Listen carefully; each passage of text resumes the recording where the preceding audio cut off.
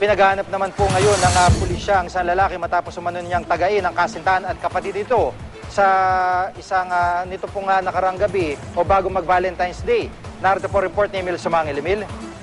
Sige, magandang hapon. Mahigpit na tinututukan pa rin ngayon ang kalagayan ng magkapatid na kapwa pinagtataga sa ng kanilang takanan sa isang subdivision sa Taytay Rizal noong bispras ng mga puso pasado alas 11 ng gabi.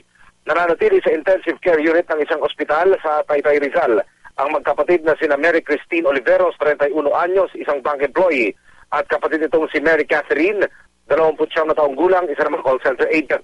Ang suspect ayon sa investigasyon GD ng Taytay Police, kinilalang si Richard Buboy Balasa, boyfriend ng biktimang si Mary Christine. Love triangle ang nakikitang angkop ng pulisya sa kaso.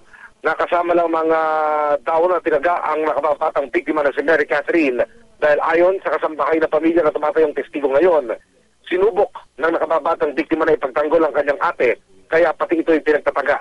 At lodge ngayon GD ang suspect na si Balasa na subject din ng mas directing na manhunt operation ng Rizal Police Provincial Office. Jiggy. Maraming salamat, Emil Sumangil.